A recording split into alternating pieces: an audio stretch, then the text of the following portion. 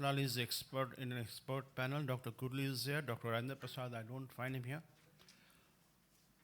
Dr. D'Souza, expert panelist. Dr. S.K. Mitra, Dr. Vibhuti Bhushan is here. Dr. S.K. Mitra is here. Dr. Sujay Samanta, Dr. Rashi is here. Dr. Nitin is here. Dr. Reena Singh, Dr. Vishal, Dr. Soumya, she is here. So this session is going to be very interesting because some people feel that, the thing should be done in a particular way. Other will gonna oppose them. It is you who will decide who is right and what is wrong. Everybody will present their own way, their own merits and demerits of that conditions. So, should we start? So,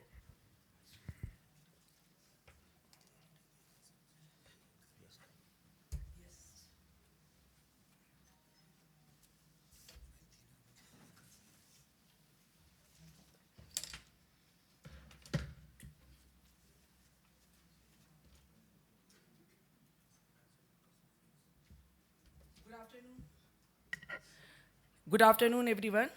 So, we are going to start this very interesting session, Dilemmas in Cataract Surgery and IOL Selection.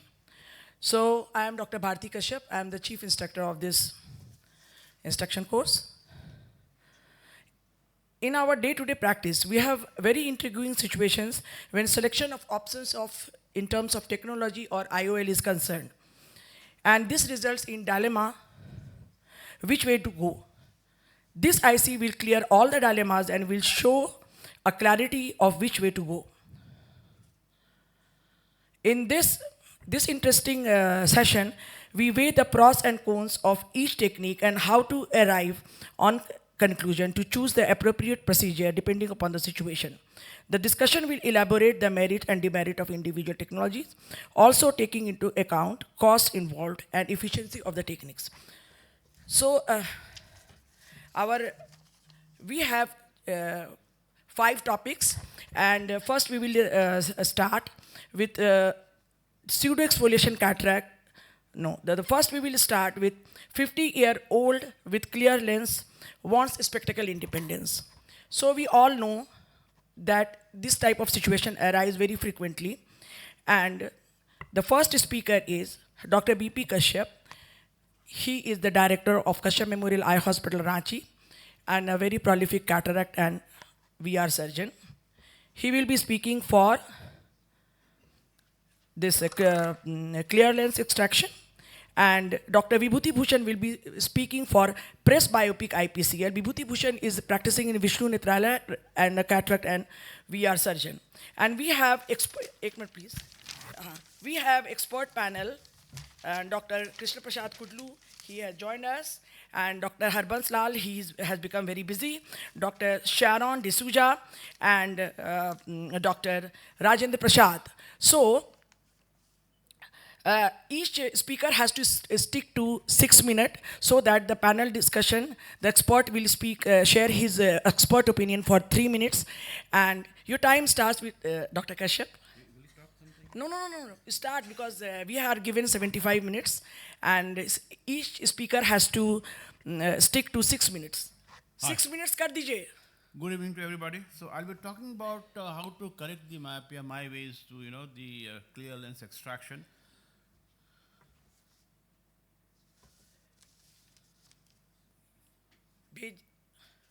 First topic is Dr. B.P. Kashyap, clear lens extraction. Please आप लोग check कर लीजिए, मैंने group में भेजा था sequence. Next is doctor Vibhuti Bhushan IPCL. Please move the slide.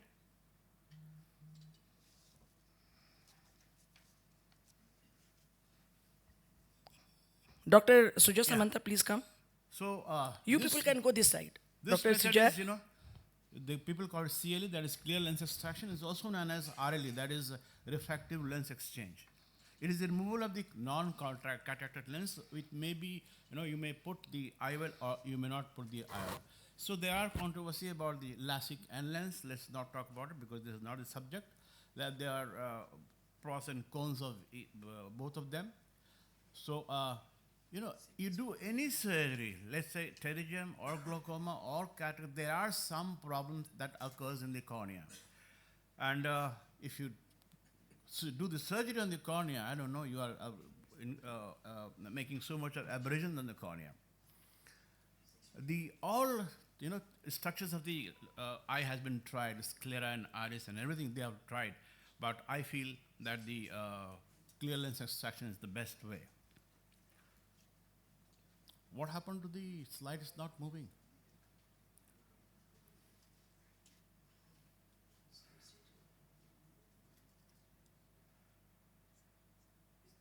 So I'll be talking about the CLE.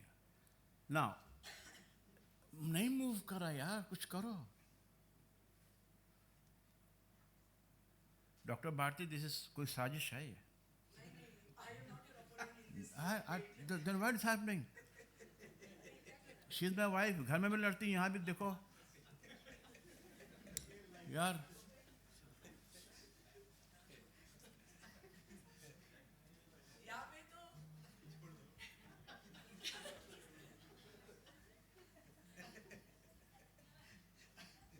Your own student? No, we don't think we should.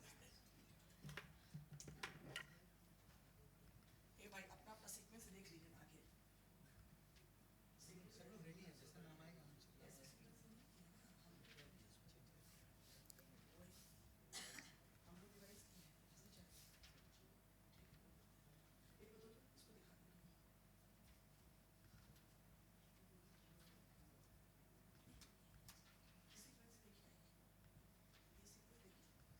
IOL.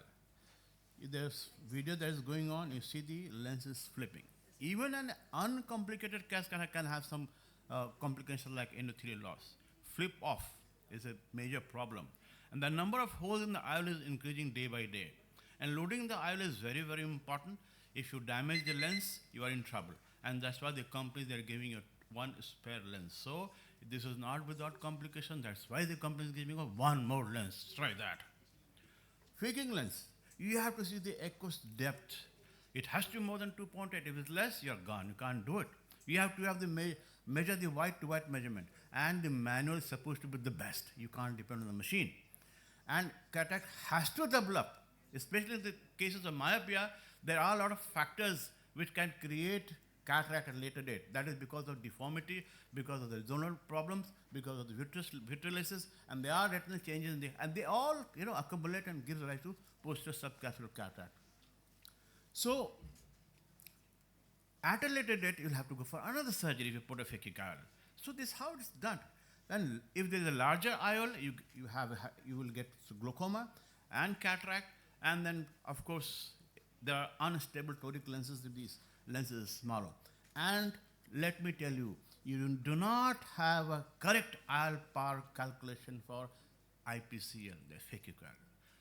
You cannot. You don't have. You have to take the measurement, give it to the company, he'll make it, and you have to put it in whatever they give you. And look at clear lens extraction. What are the indications? Myopia, which cannot be, which is not contraindicated, and which cannot be if the LASIK cannot be done, and even hypermetropia, when it is contraindicated in those cases, and then you feel that the result is going to be inadequate. What are the indications of the clear lens extraction? If there is a retinal disease, very high myopia, a higher rate of retinal detachment exists, and the other types of refractive error are there. Prophylactic treatment of a peripheral retina, especially in patients with pre-existing abnormality, has to be done. And prophylactic 360 degrees, many people, they do it. Probably contraindication of CLE is contraindicated for all refractive surgery.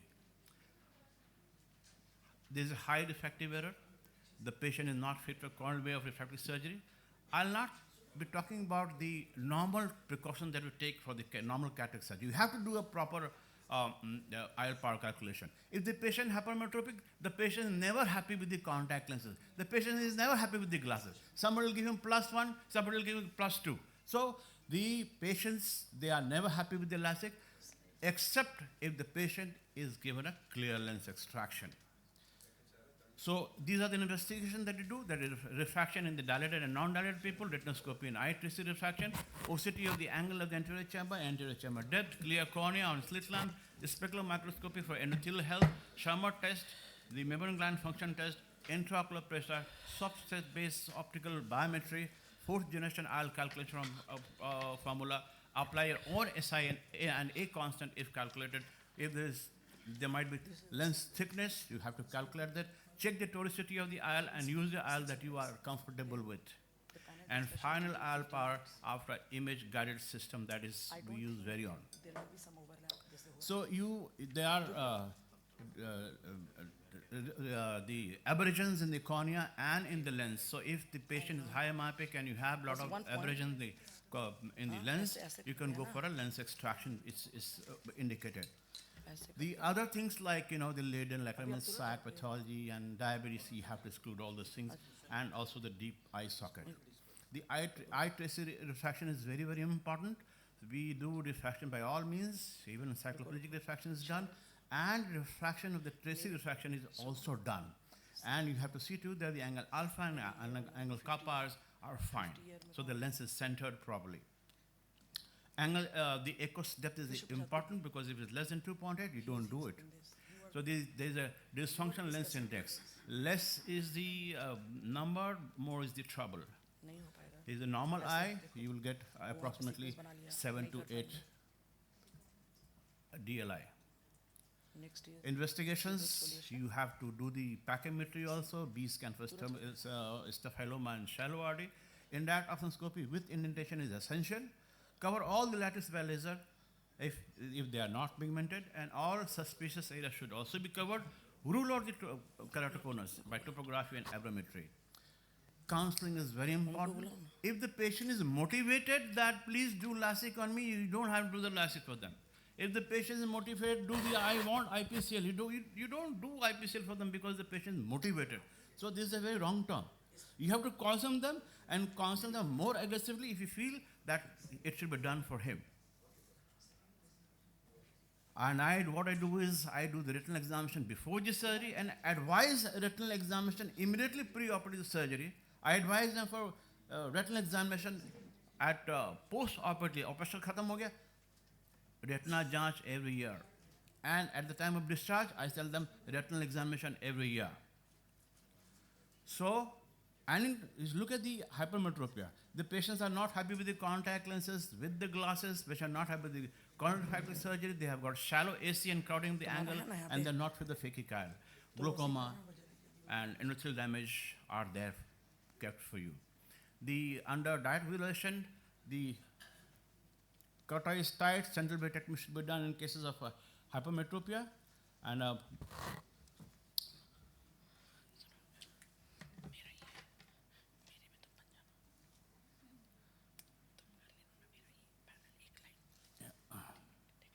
so in cases of hypermetropia, if you are going to do the CLE, you should preferably do a dry and the anterior vitrectomy, and try to avoid the IOLs.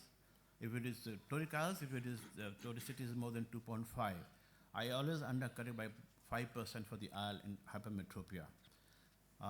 For the myopia, it is just like a normal cataract surgery, and do a little larger recess so that most of the soft lens can come into the anterior chamber, and then you can do the phacoemulsification easily. And AC is never deep necessarily in all the cases. SCTR should be used in cases of a toric IOL if you have to put. And every time you have to put the visco every time when you withdraw the phaco probe. The bimanual IA is very helpful. Inject OVD before you withdraw the irrigation probe, and hydrate the wound before withdrawing irrigation probe. And I always put a little air at the conclusion of the surgery so that the anterior chamber is maintained and the lens is pushed a little behind.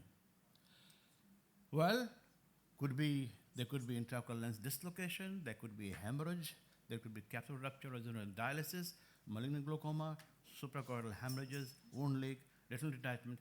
Yeah, nothing is without complication. But then what is the way? There is no way. You have to do this clear lens extraction, and that's the way to go. Think about it. Think about it. Thank you. Thank you so much. And we will ask another speaker to be ready. In the meantime, we are taking the expert opinion from Dr. Kudlu. Yeah, it was proud privilege for me to always be part of Bharati Madam and BP Kashyap sir's instruction course. Always, Madam take a lot of interest to design this instruction course. So just we are having a discussion about, especially this is a patient of 50 years old, wants a clear lens extraction. So I think after he speaks, presents, then you should give the opinion. Okay. Okay, You finish. start. You start, then I will give the opinion. Good evening, everyone. Thank you. Sir is my teacher and guide also, but I take the opportunity of this podium to differ with him. And I'll be talking in favor against the clear lens extraction. I have no financial interest. So we have taken here in consideration, the patient is 50 years old, the lens is clear, and is immetropic. We are not talking about any refractive error, pre-existing refractive error here. So my choice will be a presbyopic IPCL. And I have some good reasons, because why to disturb a clear lens? Why to disturb the optical system of the human eye? And go for a procedure that is reversible. It has a better predictability. There is a rapid visual recovery, and the adaptation is very fast. Neural adaptation is very fast. And we give the patient a chance for a better IOL option in future. Refractive lens extraction leads to some known complications, and the most dreaded is retinal detachment. There is a higher risk of PCO, because lesser the age, higher the chances of PCO. So we have to tackle that also, and that also comes with some of its own complications. PCR and CME, they are there. Retinal detachment can occur days, weeks, or months after the treatment, and detachments are a feared postoperative complications of RLE. It is postulated that the pseudophakic RD occurs as the reduction in lens volume draws the anterior hyaloid face forward, with vitreous-based traction resulting in retinal breaks. Pseudophakia may also alter vitreous protein composition, accelerating syneresis that leads to PVD. And this is something which is very specific to clear lens extraction, to cataract extraction. The debate of clear lens extraction has been going on since 2005, since a couple of decades, but still it's not resolved. The detachment there are a number of studies. The detachment is one of the most alarming and vision-threatening complications of RLE, and we can see that pre-existing retinal conditions, volumetric changes, and young age. These are the three main factors which are considered to be leading to a complication like retinal detachment. So these are the studies. The most modest increase in RD is reported by Shiu et al., who in their final follow-up study found a relative risk of 2.69 for patients aged under 50, compared with those aged over 60 years. So 50 to 60 specifically is not mentioned, but we can take it around 50 and around 60 years. So a risk of 2.69 is quite a big number. The largest age-dependent risk modification is reported by Pitusis et al., who found those aged under 60 are at 40-fold greater risk of pseudophakic RD than those aged over 80 years. The window is 60 to 80, but you can see the 40-fold greater risk in relatively younger patients than when they are little bit older. Jerem et al. Note that above the age of 50, the risk of RD drops exponentially by just over half for each decade. After 50, the risk drops exponentially by just over half. So this was published in November 24. Here you can see that axial length and age, these two factors are taken into consideration. And we can see with age, the retinal detachment in less than 60 years of age, it's 2.4%, and 60 to 75, it drops down to almost 1/3, 0.65%. PCO, again, is one of the vision impairing complications observed after RLE, especially if the patient is around 50 years old. YAG capsulotomy can increase the predisposition for retinal detachment. And these are other complications of YAG capsulotomy. So do we have any better option? Yes, we have the presbyopic IOL, and that is the answer to this. It is a reversible procedure. If the patient is unhappy, we can reverse. We can remove the lens and put an after cataract surgery, we can implant a lens, and removal is easier in IPCL as compared to an IOL that is implanted in the bag. Available reverse procedure is still left. A reserve procedure, after it develops cataract, we can remove it and do a cataract surgery. It gives a clue to choose the IOL when needed. If we have put some diffractive or EDOF IPCL, if the patient is not happy, we know that when we are doing the cataract surgery and implanting a lens, we can have this experience with us to decide about the lens that we'll be putting in. It gives a better visual outcome, and there is no adaptation time. The recovery is rapid. There's a wow factor, no neural adaptation time, and adjuvant to the natural lens. We are not disturbing the optical system of the eye. We are not touching the lens. So, and the most important thing is the opportunity for a better technology. We can safely presume that more than a decade of opportunity we are providing to the patient, because the cataract, naturally it does not happen around 50, but when the patient is reaching around 60, we do get some amount of cataract, and most of them can plan cataract surgery also.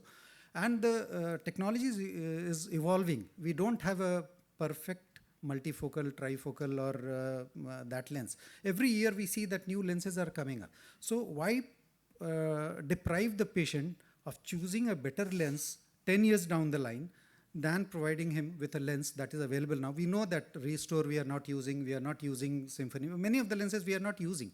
Every year we are getting new lenses, diffractive, refractive, now some spiral lens has also come. So why to prevent that, why to deprive the patient from that opportunity? And it gives a second option to the patient, and of course a second option to the surgeon also to operate on the same patient. So my preference will be a reversible and less invasive phakic IOL. Thank you.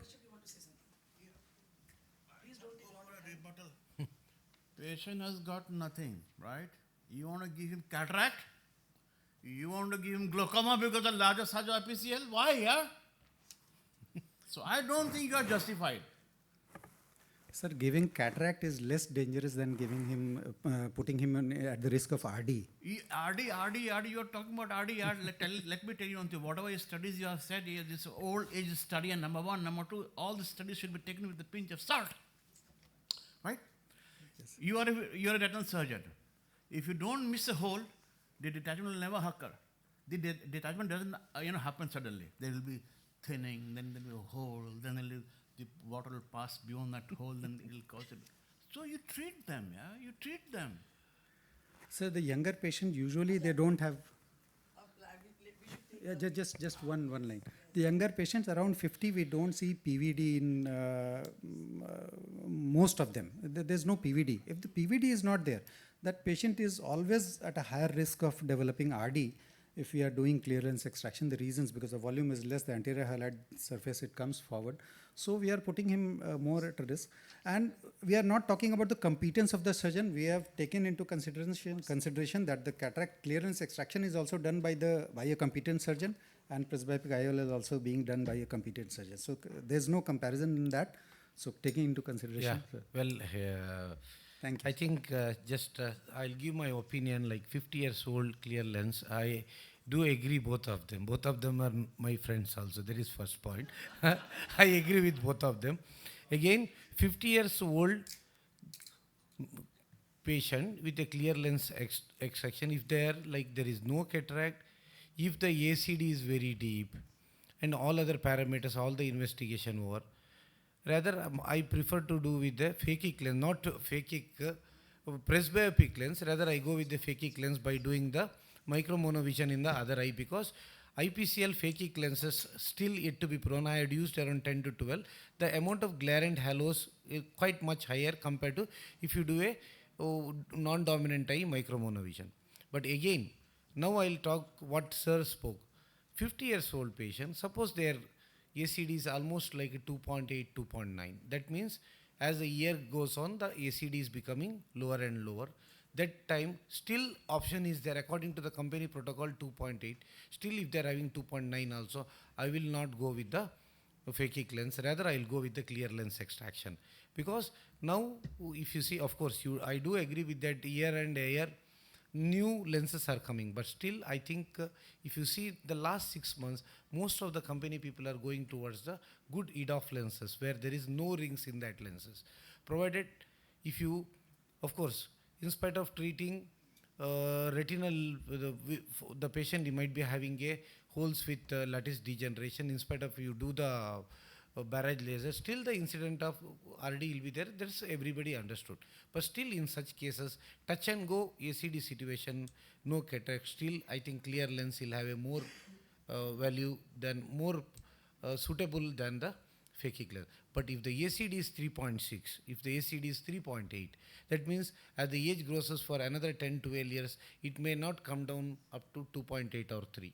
Then again, phakic lens, because the one advantage with the phakic lens, you are putting the lens exactly in the nodal point of the eye. So always whatever the vision they get, always better than what we tell them. But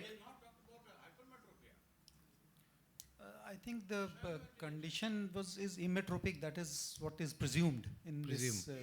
The patient does so not have any hypermetropic, refractive error. hypermetropic 50 years, definitely no way we can think about phakic lenses, because normally they'll have a shallow entry chamber. Then you have to go with the best with the lenses. EDOF, if the patients like mesopic pupil is small, then of course you can even think about ring lenses like trifocal lenses. So it was presumed that the patient is. Oh, so both of them is win. Both of them are the champions in this. The next topic is pseudoexfoliation cataract with astigmatism and glaucoma. So I'm going to speak for the motion phaco-trap with toric IOL, because many times people have this issue that you should not put toric IOL. And my opponent is going to speak against it and for non-toric monofocal IOL. And now let me tell you, don't believe my opponent, because there is a gang of RPC AIMS people working in my hospital led by my son, Dr. Vibhuti Kashyap.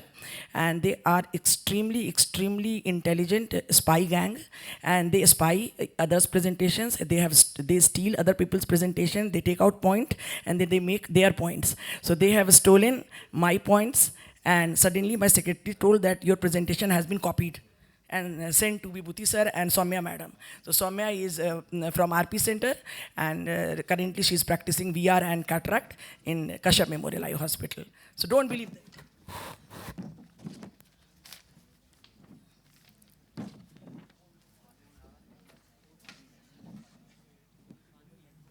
Dr. Soumya, you please be ready. In the next podium, the time starts. So I'm going to talk for toric IOL, phaco-trap with toric IOL in pseudoexfoliation cataract with glaucoma. So we all know that pseudoexfoliation is common in southern India, more common in rural population. And the most common manifestation of this pseudoexfoliation is nuclear cataract, subcapsular cataract, because of the ischemia, and the less subluxation is only in 8.4% to 10.6%. Glaucoma is in 50% cases, and it is poorly responsive to medical treatment. Astigmatism is significantly present. 50% patients develop glaucoma, and significant refractive astigmatism is found in pseudoexfoliation syndrome. So now, can we consider toric IOL with phaco-trap for patients with pseudoexfoliation cataract with astigmatism and glaucoma? Yes, we are using this, incorporating our special formula, but we never divulged. But now we are divulging the special formula, how we obtain this formula for the 100% success in phaco-trap and toric IOL simultaneously. So I am sharing that. We all know that trabeculectomy is a very common procedure done with cataract, and in general, inflammatory response is more in pseudoexfoliation glaucoma and in need for enhanced topical steroid.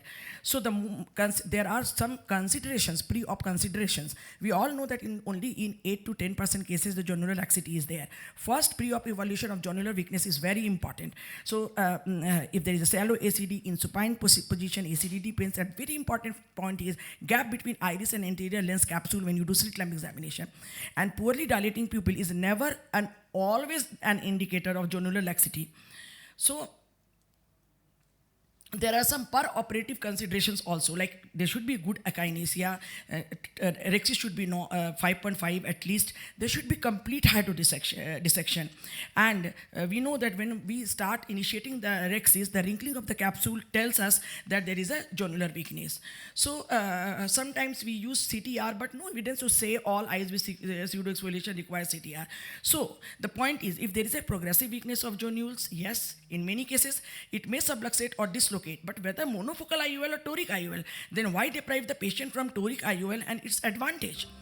This is a very small clip. You can see we have implanted toric IOL, and with the trabeculectomy punch we are doing trab.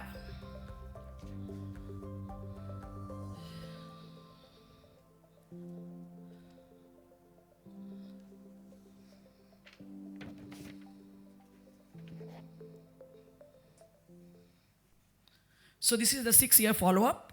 This is the 6-year follow-up. You can see mild phimosis-like effect. You can see variant calculation sheet. On the left side, 6 years back. On the right side, you can see the after 6 years slit lamp picture retroillumination. You can see exactly at the same position the IOL is lying. So this is the our study which we did, and from this study we have taken out the SIA. So this is the comparative analysis of refractive outcome of toric IOL in post-combined surgery SIA group and post-phaco SIA group in pseudo-exfoliation cataract with glaucoma and astigmatism. So most important inclusion criteria is no pre-op and intra-op sign of jonular dehiscence, 5.5 pupil dilatation, and astigmatism more than 2 diopter. 40 eyes in each group. First group has toric IOL power with post-combined SIA, and the second group has only post-phaco SIA incorporated in the toric IOL power. So based on the centroid value, SIA was calculated, and we found, to our surprise, that when we do give primary incision, it is 150 degree, and the trabeculectomy incision at 90 degree. We found that post-phaco trab was SIA was less, 0.21, 0.23, and post-phaco SIA was 0.51 and 54. So this is the age, sex, and spherical equivalent, K1, K2, axial length, all were comparable. And outcome measures were photopic, mesopic, UCDVA, BCDVA, spherical equivalent, residual astigmatism, intra and intergroup anterior chamber depth. We found that a comparative analysis of pre-op and 3 months post-op anterior chamber depth in both the groups were comparable. The intra-group comparative analysis of pre-op and 3 months post-op anterior chamber depth was also comparable. The post-op spherical equivalent shows a significantly better result in group 1, that is the post-phaco trab SIA group. The post-op residual astigmatism was also significantly better. Photopic uncorrected distance visual acuity was significantly better. The best corrected was also significantly better.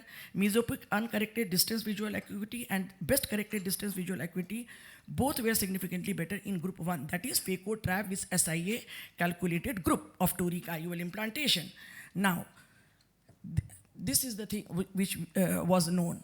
But now, after adding post-phaco and trab SIA, we can implant toric IOL at the same sitting with phaco trab, resulting in optimum refractive result. But one thing we need intensive post-op care is increased inflammation, IOP spike. For that, we need aggressive topical steroid and AGM, capsular phimosis. We have to take care. So we can do phaco trab with toric IOL in pseudoexfoliation. All we need to shoot this triple problem with extensive discussion with the patient, appropriate meticulous clinical evaluation, and careful post-op care. Thank you. Please start. Dr. Kashyap.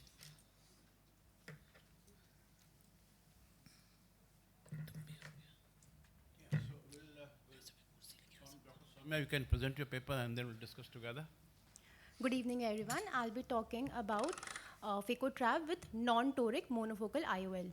So these eyes with pecs, they're generally myopic. They have large axial length. Large axial length means larger capsular bag, and the IOL might rotate on post-op. Also, they are non-dilating pupil. We tend to make a smaller rexis. Small rexis again means capsular phimosis and post-op. Again, risk factor for rotation. So why monofocal? Poor dilating pupil, zonular weakness, fragile PC. We need to convert. We might need to convert to SICS intra-op, and we can always correct astigmatism using laser vision correction. So in case of polydilating pupil, there is limited visualization. There can be CCC which is not centered. We might leave cortical matter behind. The capsular phimosis can occur. While implanting IOL, we might not be able to visualize the three dots at our axis, all those leading to problem in the post-op. Zonular weakness, we know in pecs, the weakness is progressive. At the time of surgery, there might not be any weakness, but if there is even a small dialysis, we can go ahead with monofocal and monofocal with CTR, but a toric with CTR is not possible. Also, if the weakness is progressive and in late when the IOL subluxates or dislocates, a mild subluxation with non-toric IOL is still manageable when the IOL is covering the visual axis, but with toric IOL, it will create a lot of problem. If it dislocates, you can pick up the lens with the bag complex and fix it, which is again not possible with a toric IOL. Fragile PC, suppose intraop rent happen, you can always go ahead with non-toric IOL, you cannot put a toric IOL. Many a times we would like to convert it to SICS because we feel going ahead with phaco might create problem. In that case, though we know that frowning incision will create minimal astigmatism, but some amount of astigmatism will be created, and a preoperative calculated axis might differ. So always you can assess if there is zonulopathy or not, but there are some signs which will come to know intra-op only. Like spider sign, when you pinch the anterior capsule, you find the wrinkles on the anterior capsule. When you begin the rhexis, the bag might give you curved lines. Sometimes after you have done phaco, there might be a straight line sign that indicates that there is a focal zonular dialysis. Obviously, in these cases, I'll not go ahead with the toric IOL because they will rotate in post-op.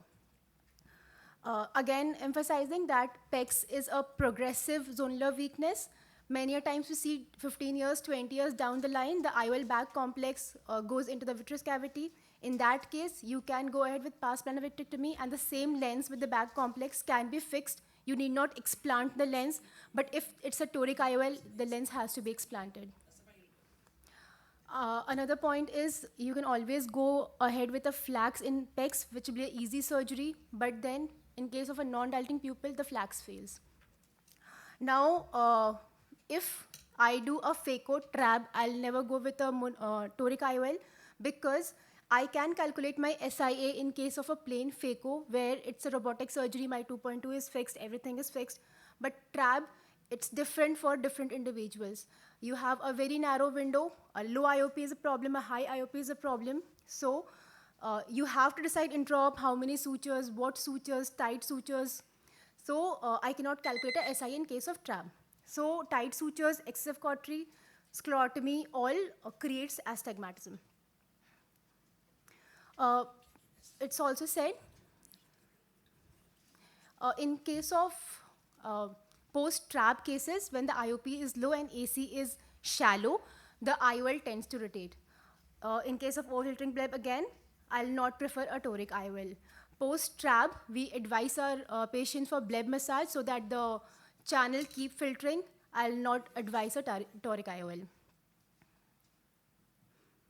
So they say that in toric IOL, it stabilizes in 1 month or 3 month time, but research say that against the rule astigmatism in trab patients go as long as 12 months for stabilization. Using MMC is a must for trab, though using MMC not using MMC will not create astigmatism, but I'll not go ahead in a trab patient without using MMC. So I'll like to put an end to debate that you can put a toric IOL in case of a PEX patient, but you have so many checklists to tick on. Once you go ahead with all the ticks, you can put toric IOL, but then you have to change your diagnosis. The patient does not become a PEX patient at the last. So I like to choose a simpler path and give better result to the patient. Thank you. Thank you so much. Well done. Happy Spygiri. And our expert panel is none other than Dr. Sharon D'Souza. She is Senior Consultant Cataract and Refractive in Narayana Netralaya. So let's take her expert opinion. evening, everyone. Actually, it's a great pleasure to always be in Dr. Bharti's IC. As always, it's a packed hall, and it shows what interesting topics we have today to discuss. And these are all very clinically relevant topics. Great presentations by both. So, as Dr. Bharti also showed, and her opponent also showed, the evaluation is very, as you said, your last slide pretty much summed it all. There are a lot of check boxes. It's not that you can just decide, okay, it's another cataract case, and there is astigmatism, so I will do a toric. It doesn't work like that. There are a lot of check boxes that you need to do, as shown that the pre-operative evaluation, you have to assess if there is a lot of zonular weakness. Obviously, that would not be a case that you would primarily do it. So that is a pre-operative. That's not a decision you're taking intraoperatively, nor is it a blanket rule that everyone who has pseudoexfoliation, you will not do a toric. So it doesn't work like that. Next, the intraoperative assessment. Everyone is a very skilled surgeon here. So intraoperatively also, it's not a hard and fast key. I decided I will put a toric, so I have to put in a toric. It doesn't work. If things change, you have a bag dehiscence or you have a rupture in the PC, obviously you can always modify your plan. And here, especially in these kind of complicated situations, counseling the patient pre-operatively itself about their existing condition. Because now a lot of patients come with the mindset, cataract, I mean, a lot of it is done by us. Cataract is a very easy surgery, we will finish it, I'll see tomorrow 100% 6/6. That is their expectation. And that is not true for everyone, and it is up to us to explain to them pre-operatively what is different in their eye and what could be different in their outcome and what their expectation should be there, right? So we always say, under promise, over deliver. This is one of those situations where it's very important to counsel. The next thing is that about SIA, very, very important, and we've all calculated our SIAs over time, but that is the point.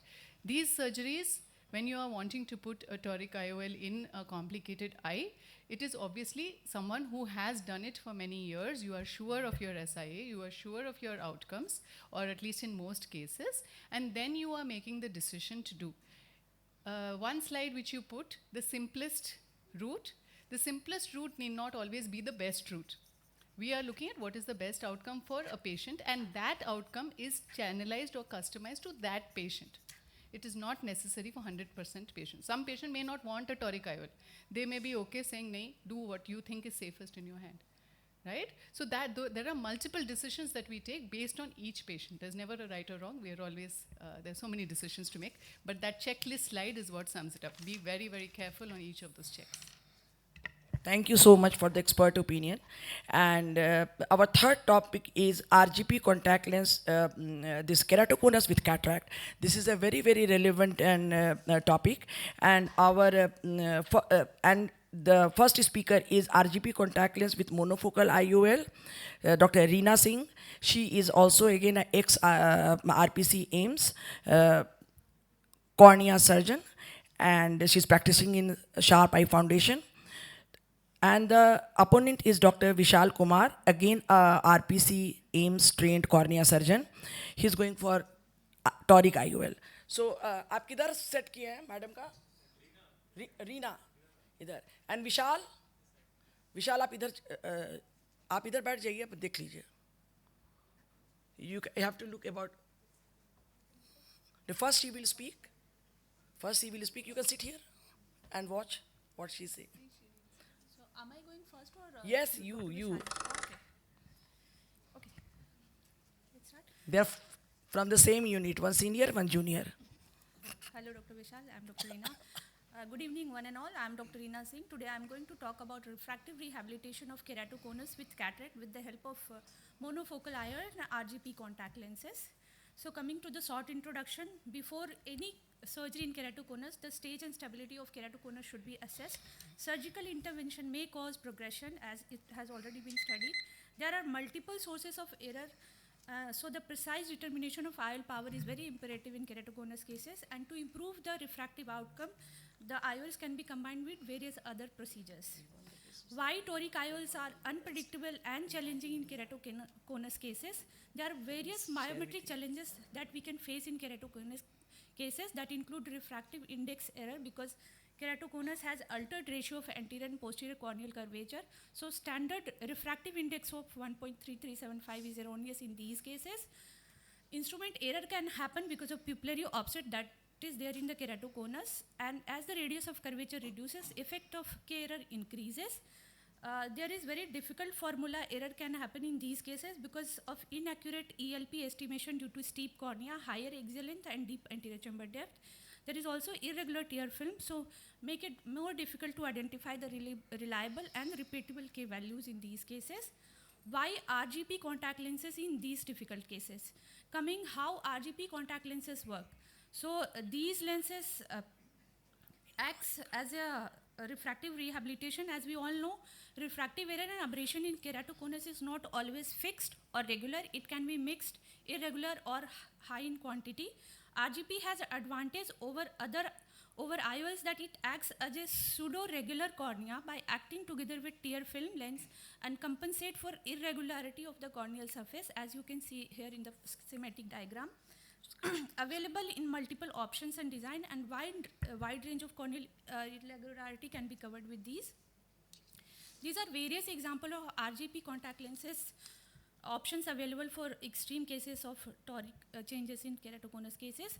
Coming to the other benefits of RGP contact lenses, these modern RGP lenses are very comfortable, easy to fit, and extremely irregular corneas due to possible design modification that help them to stay over the eye even during sports and other activities, allow oxygen to pass directly through contact lens, so almost independent of blink oxygen supply as we need in other contact lenses, retain shape on blink, thus provide sharper vision.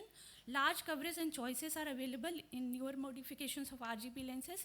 Durability and deposit resistance as it is more there in soft contact lenses, extremely durable with little care. So one RGP can last years and they can be less expensive in long run. Only downside is it may require adaptation in initial period. Why no toric IOL in challenging keratoconus cases?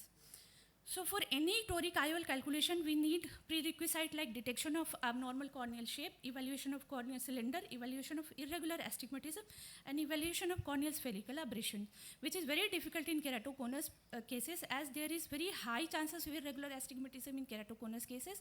Regular astigmatism can also often be present, but determining the ideal toricity is ambiguous due to vertex tips or pupillary offset.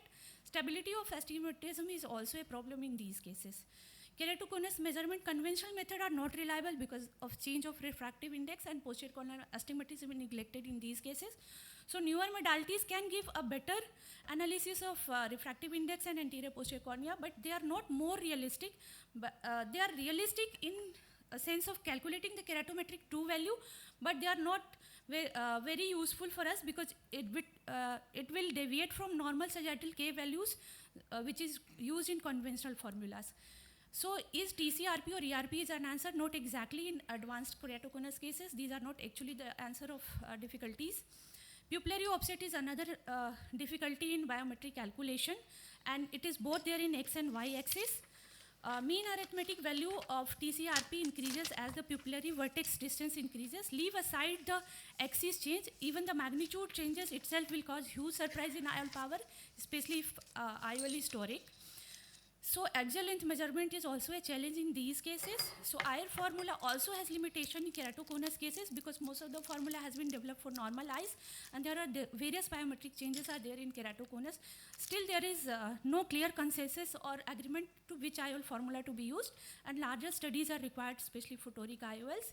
Post-operative concerns are also there. Predictive error are increasing as the stage and toricity of keratoconus increases. This has already been proved in various studies.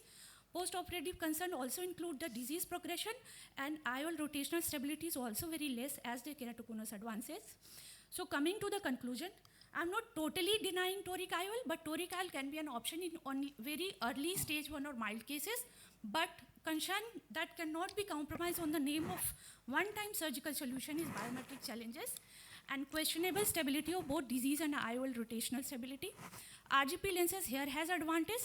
We can target the hyperopia in final IOL power, and patient can be put on RGP RGP contact lens that compensate for corneal irregularity with tear lens, can be readjusted for IOL surprises or progression of ectasia, has wide range and design modification for irregular advanced cases of keratoconus, time-tested, excellent reversible solution even in post-operative progression cases. So it's a solution with satisfaction. So coming to the end, toric IOL should not be considered in patient with very progressive disease or already progression is going on, patient with difficult refraction, or in whom there is high difference between pre-operative RGP lens corrected visual acuity and spectacle corrected visual acuity. So my conclusion is RGP contact lenses in advanced keratoconus and high toricity cases. Thank you.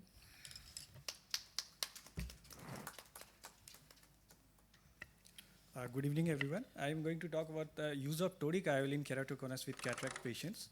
So the magnitude of astigmatism in keratoconus eyes can be quite prominent and high. Eyes with keratoconus may have significant regular or irregular astigmatism.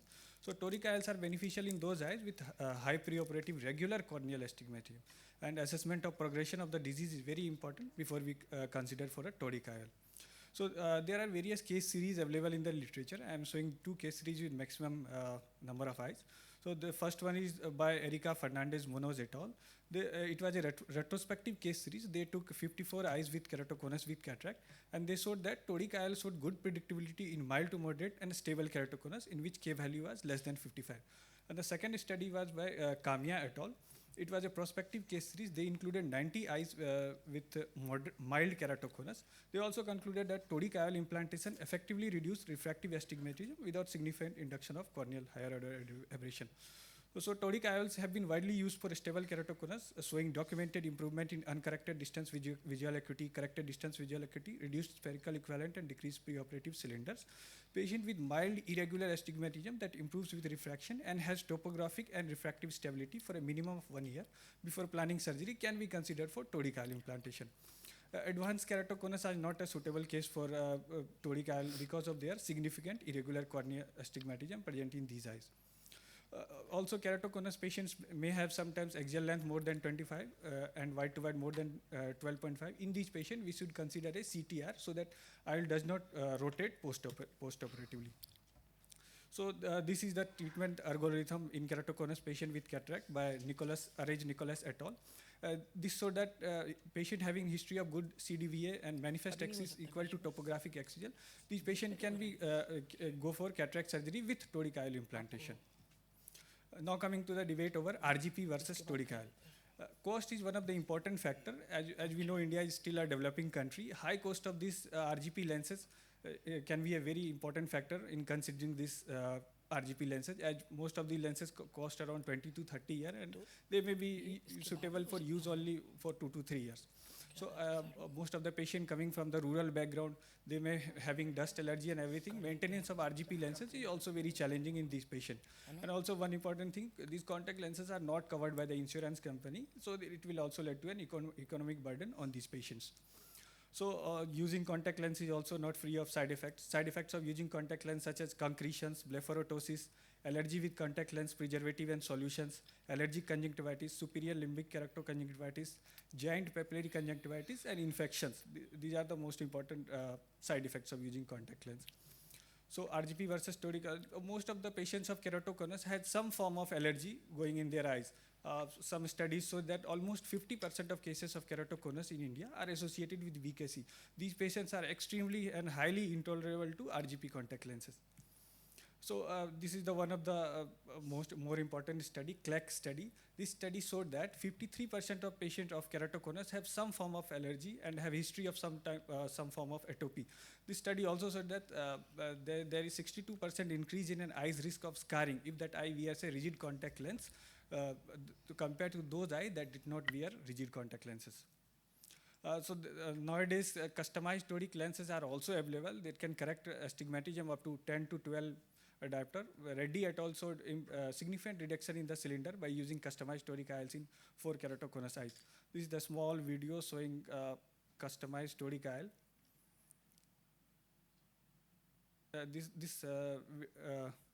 This lens is available by Care Group. No financial interest involved. So now coming to the point where toric IOL should not be considered. So toric IOL should not be considered in progressive disease, difficult refraction, high difference between preoperative RGP lens corrected visual acuity and spectacle corrected visual acuity. And those patients with advanced keratoconus who may undergo keratoplasty in the future, these are not the ideal candidate for toric IOL implantation. So now take home message from this presentation is toric IOL is a good option in keratoconus with cataract. If there is a patient is having history of ocular allergy, non-compliance with contact lens use, socioeconomic limitation such as cost factor, and mild to moderate stable keratoconus. In this patient, we can use toric IOL if we are planning for cataract surgery. Thank you. Thank you, Dr. Vishal and Dr. Reena. So, expert opinion from Dr. Sharon. Right, great talks, both of you, and they're very, very nicely put together cohesively where you should or should not do a toric IOL in KC, and my job is just to bring it into perspective. So the first thing, and very easily, we are talking about aberrations, we're talking about irregular astigmatism, so many things where a toric IOL may not be the best. And one thing which you see on your topography, if you see a cone which is very, very highly decentered, okay, then that is a case where you would not want to put in a toric IOL, because very often they will not have that good spectacle corrected vision. Now you will say these patients have cataract, we don't know what is their best spectacle corrected vision because the cataract is there. You can ask the patient how their vision was before they developed the cataract, and they'll know there was a drop in vision, right? So you can ask them how their vision was. And very often, and we've all seen these patients who have lived their entire life with a keratoconus or a PMD and never realized it and come with the cataract. So in those, we are not going to be overly aggressive and trying to, bring them to a 6x6. We are trying to give them what they have lived with and what they are comfortable with. Another thing is, it's great. I am a big proponent of using contact lenses of all kinds, and what you showed were predominantly scleral lenses and RGPs. But believe me, it is not that easy for a person who is an elderly person to suddenly start using a contact lens. It takes a lot of dexterity, especially the scleral lenses, which have to be put in with a plunger and liquid. So someone who has never used contact lenses all their life will not suddenly get used to putting in a contact lens after a cataract surgery. So you have to keep that as a consideration as well. If you think that they may be, or at least they are open to the idea of putting a contact lens post-surgery, then it is good to do a trial of the fitting. Obviously, you cannot improve their vision, but you can do the trial of the fitting and see if they can actually manage that, or they think they can manage it before the surgery itself, so that you can counsel them appropriately. Don't do the surgery and then say, up to, there's nothing we can do, now you have to put contact lens. That doesn't work, because we have to put ourselves in the patient's shoes and give them a holistic idea of what is possible. So counseling, as with most of these very complicated situations, is important. It is our job to give them all the options, but give them a perspective on the different options as well. The conclusion slides of both were great, because you sort of summed up where you want to do what. And definitely anything which is a more moderate to advanced keratoconus with highly irregular cornea, irregular astigmatism, highly aberrated cornea are not cases where you want to put in a toric IOL, just because their outcomes may not be optimal. And you cannot really promise them, that outcome may be, there may be a variation in what outcome you expect. Costing, you have to keep in mind, scleral lenses are sometimes more expensive than the cataract surgery itself. So again, if you're counseling for a contact lens, you have to give them, explain to them about that cost as well. But I think overall, great presentations from both. Thank you so much, Dr. Sharon. You took your valuable time out. And the next topic is unilateral cataract. And Dr. Nitin Dhira is speaking for monofocal IOL. He's a cataract and glaucoma surgeon in Jamshedpur Eye Hospital, Jharkhand. And Dr. S.K. Mitra will be speaking for trifocal IOL, and Dhira will be against the motion. And Dr. S.K. Mitra is cataract and glaucoma surgeon at Distidan Eye Hospital, Jamshedpur, and he is the immediate past secretary of Jharkhand Ophthalmological Society also. So now your time starts. Good evening, everyone. These late hours of today, and I feel fortunate and thanks Dr. Bharti Kashyap for including me in the instruction course. So trifocal IOL implantation, unilateral cataract dilemma. So whatever I'll be talking, I have no personal reference preference to any person or product, no financial disclosure to make, and purely my personal opinion backed by literature and personal experiences. So the 55 to 65 years old, if there is a survey, the 84% of the people are using a smartphone, 70% own a computer, and 57% use a tablet on a regular basis. So it is a Herculean task, very difficult to argue and convince the people what to do in case of unilateral cataract. Now the various presentation of unilateral cataract is associated cataract in congenital syndrome, secondary cataract, traumatic cataract, most common use of in young individuals, and posterior subcapsular cataract, pediatric cataract, idiopathic cataracts. So the unilateral cataract, the causative factors we look into it, it is asymmetric aging, glaucoma or uveitis, rate of progression of may be different in prolonged exposure of ultraviolet radiation from sun, smoking, or the corticosteroid, diabetes, trauma. Usually younger patients more adaptable in case of these unilateral cataract operations, and more than 50 years of age, second eye to be done at an earliest. So these are the various presentations of unilateral cataracts. So everybody wants a spectacle independence. Now everybody thinks of how to get rid of the spectacles, and there is a common belief that the patients always ask, yeah, after cataract surgery, should I have to use the specs? So there are the evaluation of visions. There are beautiful studies in the literature I found. The unilateral implantation of trifocal IOL is very well tolerated with good patient satisfaction assessed by visual function. This is a study of 2023, and the questionnaire is subject have very cataract in one eye, encouraging single eye surgical procedure in this particular group of patients. So there is one more study as a meta-analysis, and the meta-analysis of 13 unique clinical studies demonstrated that at least 9 out of 10 patients receiving trifocal IOL during cataract surgery can expect to achieve complete spectacle independence. So the congenital cataracts, there are, if we the exclusions should be associated with glaucoma, retinal pathologies, systemic problems, and trifocal IOL implantation should be considered as an alternative to monofocal lenses in selected patients of cases of pediatric cataract, while amblyopia is not expected in case of pediatric cases. So there is a beautiful study in the literature I found. This is a 2020 of Mudd study of American Journal of Ophthalmology, pediatric unilateral cataract. It says that in careful selected pediatric patients with traumatic cataract, trifocal toric intraocular lenses may offer some benefits over the standard monofocal lenses. There is one more studies, there is a visual performance with monofocal, accommodating, and multifocal intraocular lenses in patients with unilateral cataracts. So these are the different lenses which I am using, there is a group of 87 patients of age group of 40 to 70 years of age. The multifocal IOS provides better stereopsis, higher spectacles independence rates, and satisfactory functional vision over a broad range of distance in presbyopic patients with unilateral cataract compared with the monofocal and accommodative IOLs. The group 3 and group 4, there is higher satisfaction in 92% cases and higher spectacle independence, better stereopsis. So the idiopathic unilateral cataract, the post-cataract surgery unilateral cataract trifocality is always a problem. That the possibilities of the other eye refractive bearer but will be happy with progressive or the bifocal glasses. If the patient becomes motivated for the other eye surgeries, the choice of IOL should be always trifocal.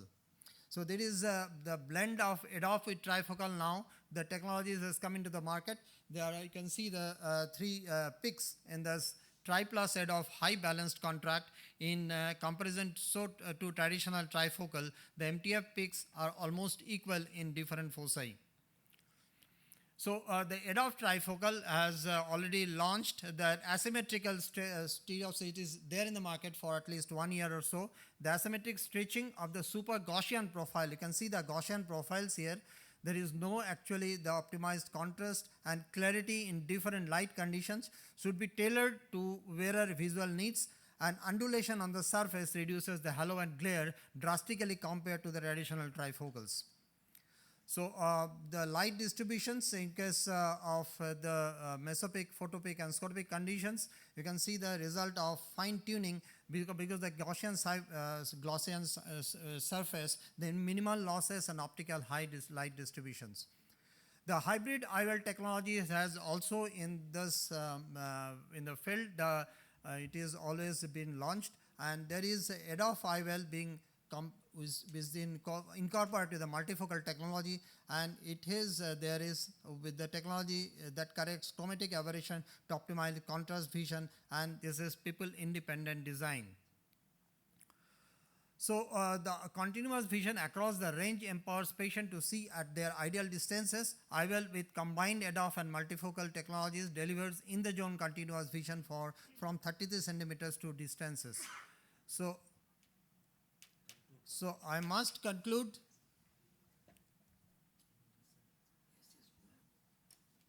So there is a high myopic patients gone for unilateral cataract. The conclusion: operating the other eye at earliest if possible.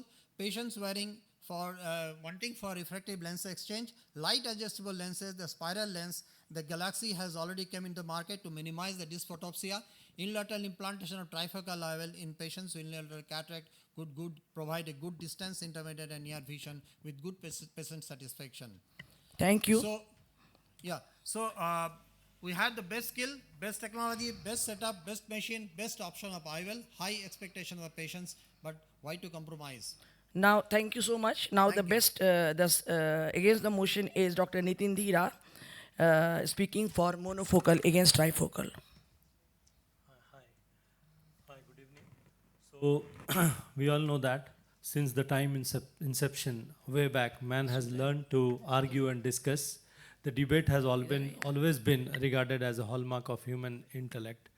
And what essentially seen in debate is at the end of the debate, we come to some conclusion and some agreement, except a few never-ended debate on a happy married man. So coming to my debate, the scenario under debate is well assumed that the other eye is absolutely normal. It's a unilateral cataract. And RLE or phakic IOL, which were debated in the first round, is not as an option of consideration. So if you'll see the etiology of unilateral cataract, what you will see most often is congenital syndrome associated or the pediatric cataract. In younger adult, the common reason for unilateral cataract is trauma. And a significant proportion of cases, what we see as a metabolic or idiopathic, though the reason is not known, but the entity is not uncommon. So I will try to prove why I choose monofocal over multifocal in this subset of patients. So the first in line is pediatric cataract. If you will see the literature, there are enough evidence that the cataract, where unilateral cataract is there, the eye is behaving very strange. I mean, all the parameter of the eye, looking at the cornea, the axial length, and the steepness of the eye, the smaller diameter of the cornea, in many study has been seen. So the consensus for getting a good IOL number with biometry is very challenging even for monofocal, let alone the multifocal. So we do not know about the right power of the lens for these tender eyes. So if you look at the condition post-operatively, it is most weird. I mean, the shift in the eye, progressive shift in the eye, is not let to get you resolute on the monofocal power itself. So leaving alone the multifocal. If you will put the multifocal or trifocal in such eyes, you will imagine the kind of vision the patient will get with the residual huge refraction what the patient will have. So coming to the traumatic cataract. Traumatic cataract is always enigmatic. I mean, the challenge is the complete assessment of the eye is always there. And then you will bound to have some or the other intraoperative surprises, wherein you will have some unpredictable things in the intraoperative condition, like the zonular weakness are there, and which will lead to the decentration of the lens. And we all know that compromise in the multifocal or trifocal when you are having decentration. And the post-operative consideration is also very important, because the patient may have subtle injury at the retina, at the canalicular system, which will lead to the glaucoma post-operatively, or reduce contrast of vision with the subtle retinal injury. So in these traumatic unilateral cases also, I will choose monofocal over multifocal, looking at all these conditions. I'll keep at least one option of monofocal against multifocal. Now the most challenging is the last is the idiopathic condition, where of course in most of the cases we will also go for, I will also choose a trifocal, but there are instances in idiopathic condition also where I will go for monofocal, like psychological profile of the patient. If patient is always landing into the kind of patient who will keep on comparing the two eyes after the surgeries, then in younger patients, whatever you do, there will be some reduction in the contrast in multifocal eye, and we all know with the science that the light transmission is never 100% in multifocal. So matching with the other eye, the optical profile is always challenging. So you are having two options. Either you counsel your patient too much, but at the same time you'll have to assess your patient, that patient's psychological profile is conducive for. So to conclude, I again say that the entire case assessment is very important to give any option to the patient.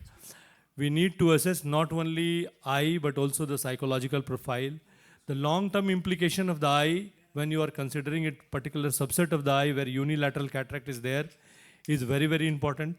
We need to choose the best fit, not just going for the technology, not just going for the price, or not just going for the industry push. The patient is ultimately yours, and you need to justify the science for that particular scenario and give the best to the patient. Thank you.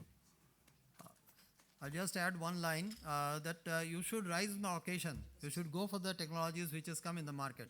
And if you are satisfied with the technology, you should go with it. So you yourself has deferred that idiopathic cases, you go for trifocal. And why you are debating then? So that's not idiopathic, it was total subset of unilateral cataract where I will choose this. The spiral lenses has come. Let us take the expert opinion. Yes. And our expert is none other than Dr. Hatem Amar. He is the board member of Egypt Ophthalmological Society, and he is a faculty in Sohaz University, Egypt. Over to you. Good afternoon, everybody. I am really happy to be with you in India. It's the first time to me in Delhi. Very nice city in this extraordinary meeting with very large number of halls, sittings. Thanks for everyone who invited me here. It's a great pleasure to be in this session and to comment on these presentations. They asked me to comment. Actually, this is a point of debate. 15 years ago, there is no point of debate. Only never implant multifocal IOL in unilateral case. Even those patients who is pseudophakic and one eye with monofocal, never implant the other with multifocal IOL. The old one, restore and resume, you may not see these forms. It is because the company say, I am official speaker for Alcon and Johnson. The company say, the patient will suppose that the monofocal is much more better than the multifocal. Nowadays, multifocal, the quality of multifocal, whether it is a trifocal or EDOF, are gaining much refinement with much more better results. So there is a total difference between adults and the children. Adults, nowadays, we implant one side only. Those patients who implanted pseudophakia with monofocal and come for the other eye, if you give him trifocal or EDOF, they will get very happy and ask for the reverse, to explant the first monofocal and let him be binocularly trifocal or EDOF. Okay? Why? Because quality of IOL is improved. In the same time, the need for spectacle and the dependence increased. It is something like cosmetic surgery for ladies and filling lips, and it is increasing to gain popularity in the world. So people are looking for spectacle independence. But on the contrary, for children, I think it is extremely risky to implant multifocal in unilateral. Because quality of multifocal is good on emmetropia. it is not forgiving for any type of ametropia. That's why never implant more than one diopter of astigmatism. Never implant in those who are changing refraction. As Dr. Dera said, always unilateral cataract in children is with a change in pathological eye, abnormal eye, with a progressive change in refraction. So patient may be happy for 1 year, 2 years, but later on you need to explant this IOL. Can you afford this every 2 to 3 years to explant IOL implant another one? A really challenging situation. If I think, for my experience, I will not implant premium IOL for children less than 12 years old. Above 12, maybe, because you may do LASIK, cornea refractive surgery for fine adjustment. But for young age, 6 years or 5 years, I don't think will solve the problem. You will create much problem because the quality of vision may be amblyogenic if it is ametropy. Dr. Hatem, you are a very good expert panel. So we want to take up our last debate, and I would request you to become an expert panel in the last discussion also, please. Thank you. You did, and surprisingly, our expert panel didn't come, and Dr. Hatem is a great addition, replacement, I will say. So the last topic of debate is capsulorhexis in intermittent white cataract, and Dr. Sujay Samanta is speaking for Zepto-assisted capsulorhexis in intermittent white cataract. You all know Zepto. And Dr. Sujay Samanta is a cataract refractive surgeon in Sharp Eye Foundation, Hazaribagh, Jharkhand. And Dr. Rashi Shyam will be speaking against the motion and sewing needle microcapsulotomy in intermittent white cataract. She is cataract and glaucoma surgeon in Kamal Eye Clinic, Ranchi. So over to Dr. Sujay.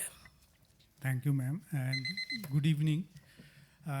Whenever a surgeon is faced with doing manual capsulorhexis in an intermittent cataract, there is no guarantee, I said 100% guarantee, that the capsulorhexis will go exactly the way it should go, however the skilled the surgeon is.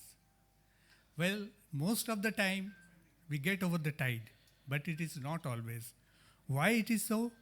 Little bit of basics. In maturity, when the cataract becomes mature, the cortical matter gets partially liquefied, and that gradually increases the intralenticular pressure. And it stretches the capsular bag, anterior and posterior both. And when that happens, when the stretching happens, so whenever we put a nick anywhere in the center, the fluid tries to egress out of the capsular bag, and during that process, either it can go smooth or it can go haywire. It depends on the intralenticular pressure and certain other factors, which is not the topic of discussion here. And we can, like we have put a nick here and we can see the milky fluid coming out, and it is between that nuclear material and the capsule. We all know the basics, nothing great about this. So what happens, we can land about in complications like this, runaway rhexis, and even in extreme cases like the Argentinian flag sign. And this can be catastrophic. Even there can be nucleus drop, or we can have to convert into a manual method, or we can abort the plan of surgery. And we know that this is the day of simply not cataract surgery, but we are promising refractive cataract surgery. So the whole plan goes haywire, and then we are stuck up. We are basically salvaging the eye. We are trying to give some vision to the patient that used to be given 20 years back. So what is the solution? Things like that. Even if you manage to do with a hypermature cataract capsulorhexis, you get a suboptimal result. Small capsulorhexis, big rhexis, eccentric rhexis, that in future case, in future that optic will pop out, and there will be refractive surprises. So what is the surprise? What is the solution? Here Zepto comes as a hero. Why Zepto comes as a hero? Zepto comes as a hero because it gives a very predictable result and contrary to our mental block, it is a very simple to use machine. Just to show the animation, just about the machine, it consists of two parts. That's the handpiece, which is basically a silicone suction cup, which can be folded and can be inserted through a small incision, and there's a console. And that console basically controls the vacuum, and it fires the energy when required. So what is the purpose? Just a bit of the handpiece also. This is a silicone cup that adheres to the lens, anterior lens capsule. And once it adheres to the anterior lens capsule, what happens is that a vacuum is built up, which is controlled by a console. Very easy. Even your assistant can do that. And once you get a firm grip on that, you can fire that energy, which is emitted in micropulses for a very brief period of time, and that does the job. It's simple as that. Now, when we see that as a video, as a real-time video,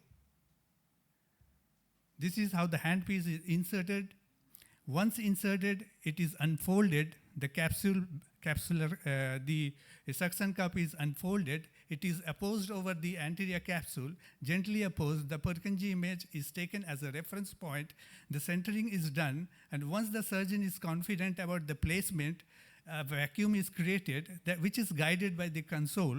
And once that is done, you can see air bubbles coming out when that vacuum is created. And once that is done, you fire the energy. You fire the energy, and the job is done. Just few seconds. So no tension. Such a tough thing done in few microseconds. And finally, you get an outcome like this, and not once, not twice, every time. And you can assure your patient really, with confidence, a premium IOL every time. So at the end, to sum up, I would say, why Zepto in intumescent cataract? It is safe, as I have discussed. It is precise. Every time you get the same size, it is well-centered, and it is not only well-centered, it is well-centered all around 360 degree, and it is also, it can be done in certain conditions, complicated conditions like corneal opacities in small pupils where we literally struggle. We don't know the size of rexis at the end of surgery if we are not using any pupil expanding devices. So in such cases, Zepto comes in very handy, and we can manage our cases very easily. So I advocate for Zepto capsular rexis in these difficult cases. Thank you. Thank you. Now Dr. Rashi Shyam, against the motion, she is speaking for sewing needle microcapsulotomy. Good evening to all delegates present here. So I'm going to present on sewing needle microcapsulotomy. Just a moment. I want to brief the expert panel. Do you know about sewing needle microcapsulotomy? You will see this is a very innovative thing designed by Dr. Rajendra Prasad from India. So I got introduced to this particular technique a few months back when Dr. Bharti asked me to do this presentation. And this is a whole running video. It is, apart from a debate, it is also for all of you to know what it is.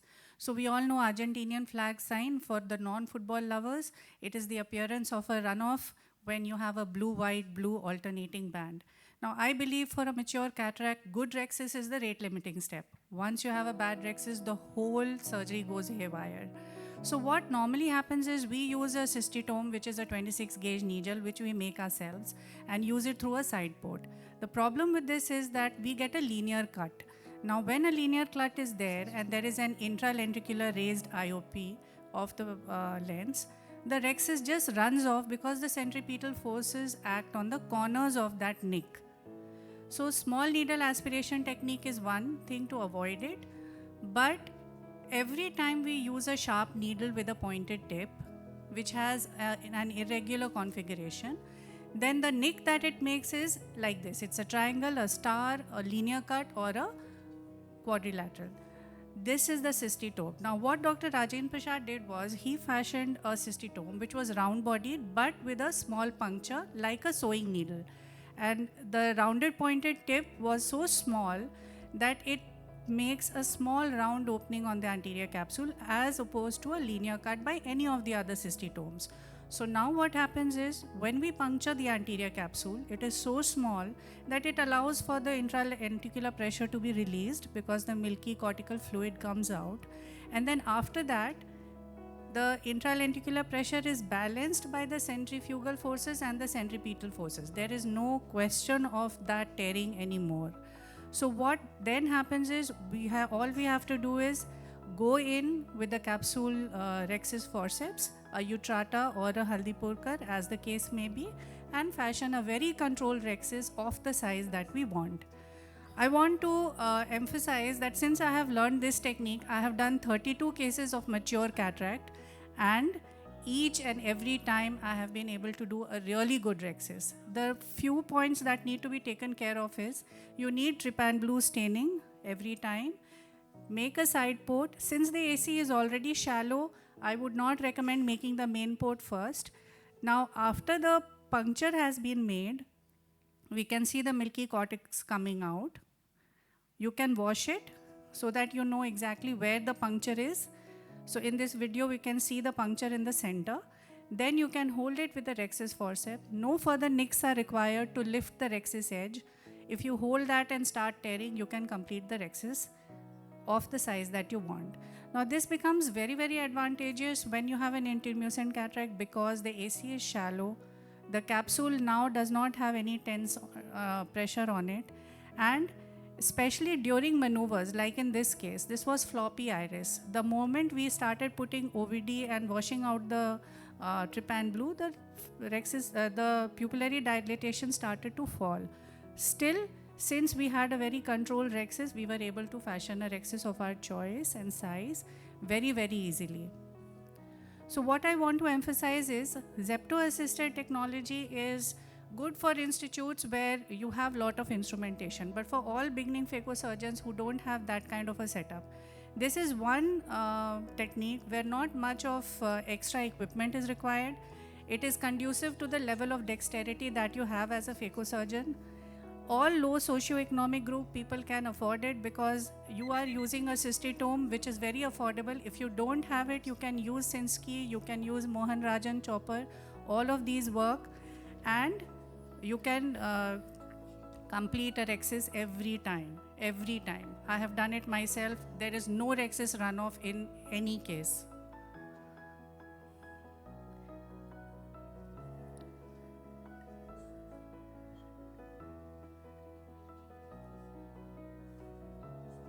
In this particular case, we were able to record the movement of the cortical fluid towards the cystitome puncture, which is why I want to show you this video. You can actually see how centrifugally the cortex, spokes, and the milky fluid move towards where you have punctured it for the pressure to be released.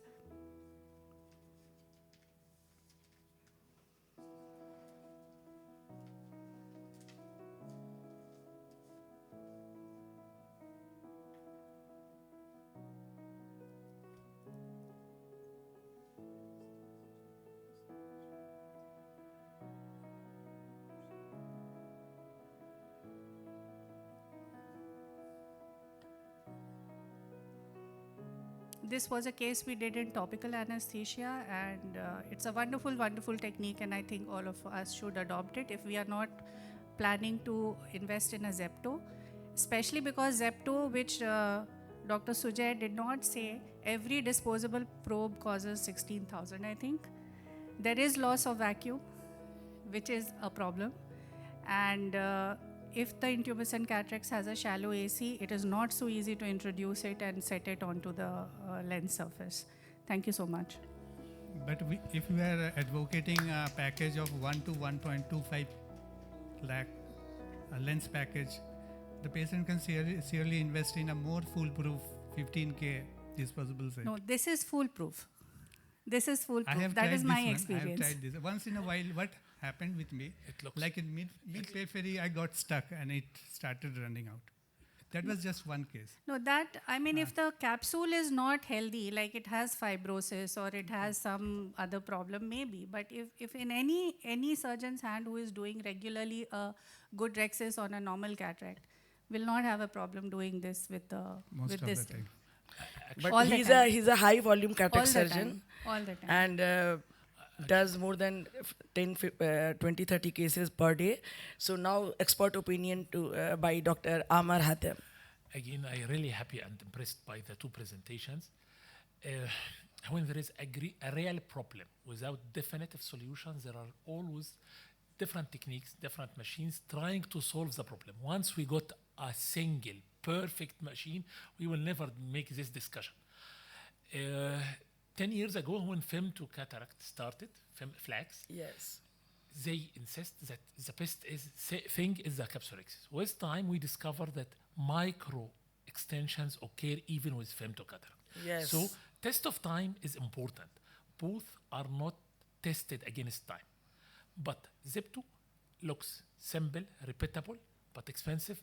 I don't know why give you here with 16,000 rupiah. In Egypt, we pay for $200,000. 200,000, okay? You mean that, you know, about 160,000, okay? It is more, 200, the double price. Expensive, need machine, need training, but reproducible. If you have you have rich patients, which I don't think neither in Egypt nor India, those rich people represent a volume one to pay more 100 or 200, but it is good. For this needle, why you don't, there is a side hole near the tip. Why you don't use it to aspirate instead? Why No, is this that hole was aiming- the sewing needle, just to show you that how the actual rexis. This is the sewing needle. Yeah. But Yes, the this one needle It's a with the doesn't Maharajan hold. chopper. No, the one with the hole. Yeah. The one with the hole, that was a sewing needle to show the configuration of Not the this sewing. type of shop. No, that Okay. was what was used to fashion this particular cystitome with the same kind of configuration. It looks working well, but actually, all those people who are doing white cataract, it is unexpected. Whatever the technique, sometimes after removing half of the rexes and decompress, you surprise that when it change your hand, it extends outward. But it is a good idea. It needs to test it against time, and it is Yes. cheap. Very cheap. That's There actually, is it no extra very implementation cheap. involved. I think it will not be more than $10 in India.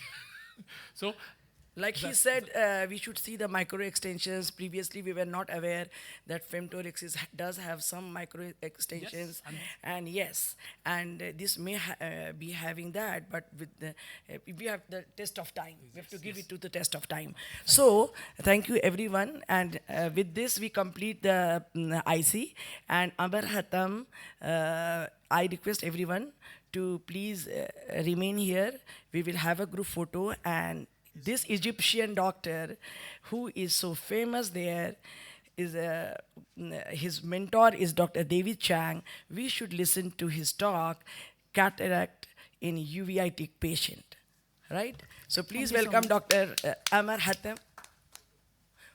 after the talk, You wait. He played the role of discussant. It was not expected. Now we have to honor him. And he has come from Egypt. And he is the board member of Egyptian Ophthalmological Society. After that, we will take a group photo. Why are you going? Huh? Acha. Okay, should we take a photo? He will not be here. He's also getting No, he should be there. We should take, should we take a photo first? हाँ एक photo ले लेते हैं. Nobody will go. Dr. Rashi, Dr. Reena, please don't go. Here, come. Take a picture.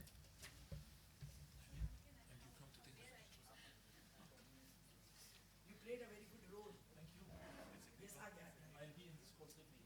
Yes, I have taken your course. Yes, okay. You will come for this course only. Yes. मेरा बच्चा सब ठीक है बच्चा आगे आ जाओ छिप जाएगी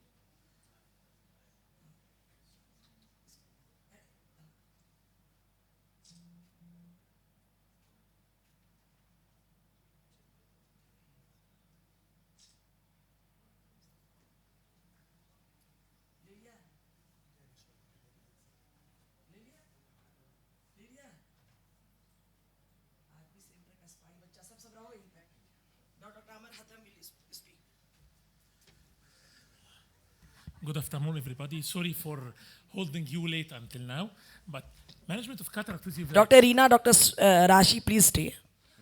Who agree with me that cataract with uveitis is a very challenging case, peri-operative, not intraoperative? If you agree, raise your hand. It is a very difficult case for everyone. So, financial disclosure, unfortunately, no financial interest. Cataract is common complication of uveitis. 50% of those with anterior uveitis. Let's move. What are the indications of surgery? All of us know phacoantigenic uveitis, visually insignificant cataract, impaired fundus assessment, impaired fundus visualization. What are the poor prognosis? This is the risk factors to do good surgery, the patient not seeing, so he will not be happy.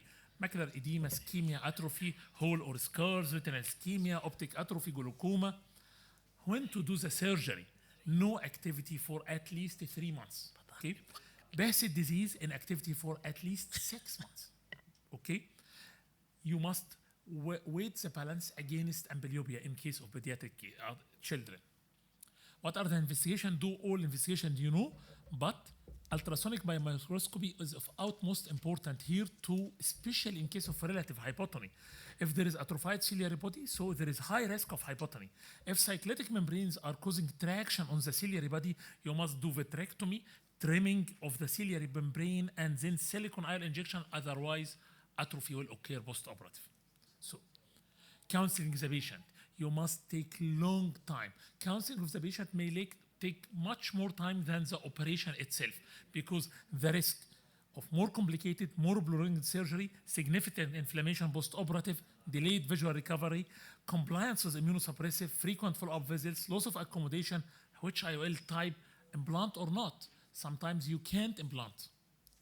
So perioperative optimization, careful control of perioperative inflammation, both pre and post-operative, is the critical key for success. Control of inflammation with least manipulation. Patients with no inflammatory activity should continue on their maintenance immunosuppressive agents. Patients on chronic oral steroids should prescribe a stress dose on the day of surgery. Pre-operative intravenous dose of steroids are recommended in cases where surgery is urgent with active inflammation in spite of heavy immunosuppression. What are the perioperative treatment? There is oral corticosteroids, topical, and intraoperative. Oral steroids is indicated more in severe cases of uveitis like uveitis, VKH, and Bassett, one-eyed patient if they lost their previous eye from uncontrolled inflammation. No recommended or consensus on one regimen, but usually 1 milligram per kilogram per day, single dose before 12 a.m. Then withdrawal tapering according to the response of the patient post-operative. Topical steroids, Mora et al. Says that intensive perioperative topical steroids was comparable to oral steroids in preventing post-operative uveitis, but recurrence rate was higher. So better to be oral steroids if there is no contraindication system. Topical steroids to reduce cystoid macular edema mainly. What are the special surgical considerations? Posterior synechia, poor pupillary dilation, epilenticular membranes, zonular weakness, and white cataract. All these are challenges. Intraoperative concentration, you must consider all these. Clear corneal incision, go away from the limbus, removal of pupillary membrane, wide enough pupil, wide enough rhexis, complete cortical cleanup. In the bag, IOL implantation is a must. If you implant IOL in case of uveitis anywhere away from the bag, it is complicated surgery. You must implant in the bag. Hydrophobic, acrylic in the bag. This is the only solution you have. Acrylic or PMA, avoid hydrophilic, okay? Peripheral iridectomy, you may need it in cases of severe inflammation and recurrent.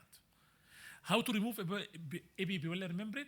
Either by peeling in this, or sometimes when you fail to peel, you can do membranotomy, like those in the posterior segment. Wide enough pupil, whatever the technique, you must have a wide pupil to have wide rhexis, okay? To avoid phimosis later on. Let's come to technique. This is a case of mild case of uveitis. As you see, there is epilenticular membranes, there is posterior synechias are present here. OVD, always I use soft shell technique, viscodes in all my cases, no financial interest. Try to dissect synechia, simple, sometimes dissect it's simple, 360 degrees dissection, trying to peel the membrane. As you see, try to peel it circumferentially, not radially, to avoid this insertion of the iris, to induce iris dialysis. Okay, pupil size is not sufficient. I am fan of Malugan ring to support the pupil, to have 6.25 millimeter pupil, delicate manipulation. Now, things are simple, going well. Do your large sized capsular axis, nearly 5.5 millimeter. At the edge of the Malugan, it is 6.25, so it is nearly 5.5. Good hydrodissection, sure. Then fecal emulsification. Remove, usually, this is the one fortunate thing, it is soft cataract. Usually in case of uveitis, it is soft cataract because patient complain of vision drop rapidly because of the complication of the uveitis. Dividing, use the technique as you like, divide and conquer, stop and chop, horizontal chop, what you like, do, no problem. But you must remove all lens matter because you don't need any post-operative inflammation.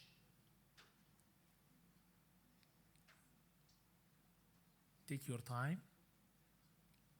Aggressive manipulations mean severe inflammation with complete complication. Cleaning cortex, polishing posterior capsule, as you will see. Very, very careful cleaning. The worst thing to have, the need to do YAG capsulotomy early. You will induce more inflammation. So, polishing the posterior capsule.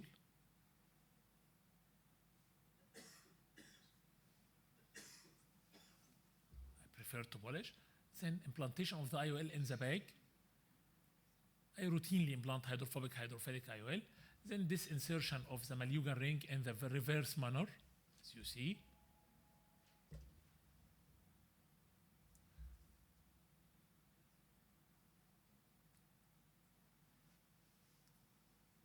I need you to make focus on this membrane, which I failed to peel. Here, you must do membranotomy, multiple radial incision to avoid fibrosis and synechial formation again.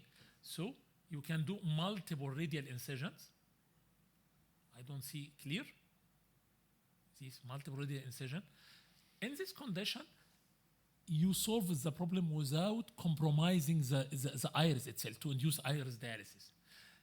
You must remove all OVD well from anterior and posterior to the IOL. Pressurize it. I inject air here for documentation. The first day post-operative, subtenon injection of steroids. I routinely inject subtenon triamcinolone acetate. 1 day post-operative, as you see, the eye is quiet, no reaction, patient is going well, and continue with my uveitis fellow. This is more severe case with 360 synechia, as you see here. Dissecting synechia.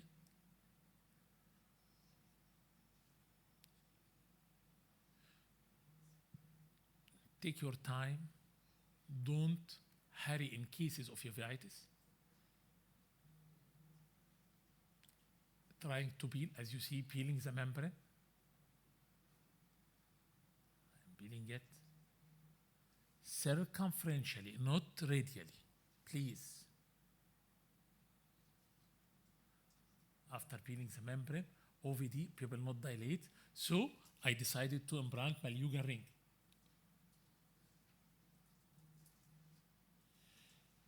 You will see in this case, surprisingly, very tough pupil. The pupil edge is fibrotic and tough even after peeling of the membrane. Trying to implant the Malugan, it's very difficult. It's repelling against me. No way. I'll push it with using the Osher manipulator. When you insert one eyelid, the other one jump away. It is very tough pupil. Here, I am catching Malugan ring inside. Pupil can't dilate even with it. What I can do?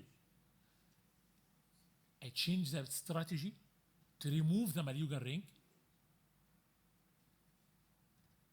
doing multiple sphincterotomies, as you see here.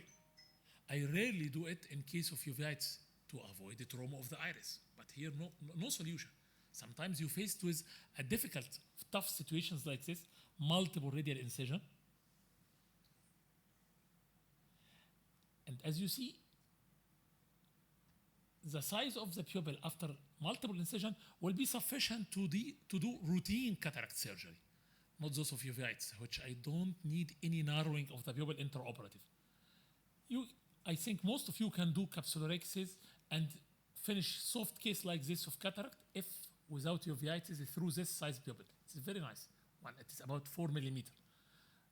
But in this case, I can't rely on this situation because may catch the tip of the iris within the phaco-tip.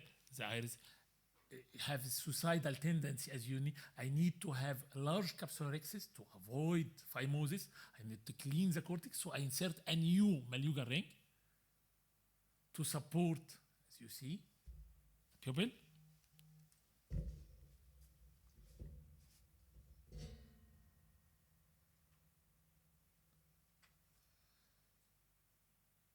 Now, you can do the surgery simply, doing the rhexis, OVD again, moving the lens,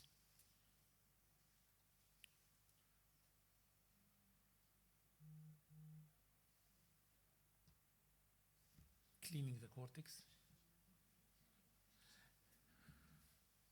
polishing the posterior capsule to clean it to avoid early post-operative cataract. And if you can take a photo, please, for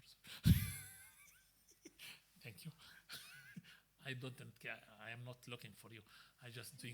I'm doing my lecture. The removal of the maluga ring. Oh, you photographed me. Surprise. Then irrigation aspiration, cleaning all the OVD to avoid post-operative spikes, because spikes may occur from uveitis. Don't add OVD to more spikes. Subtenon, never forget to inject subtenon, triamcinolone 1 milli.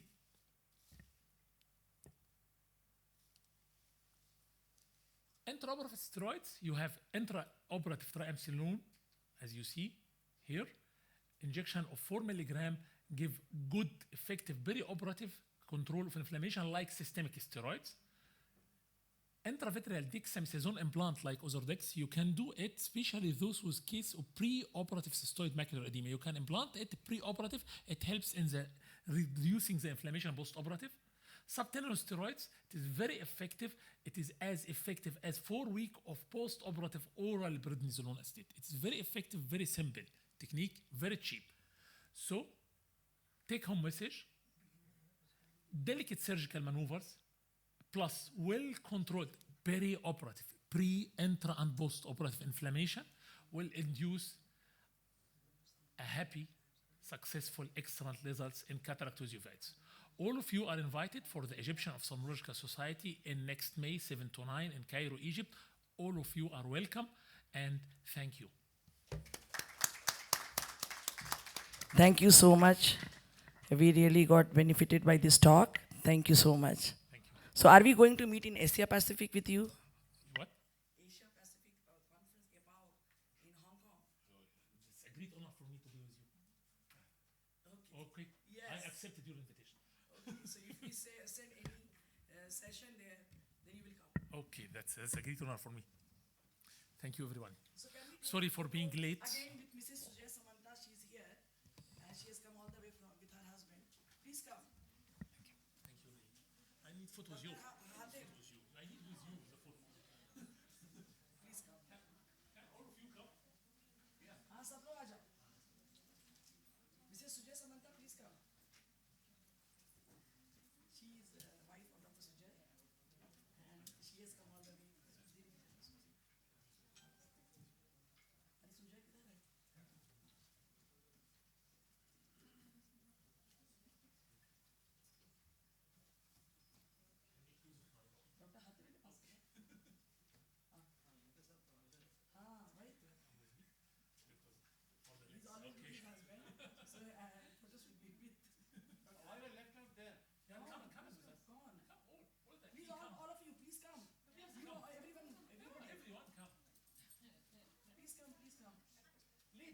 Bluetooth.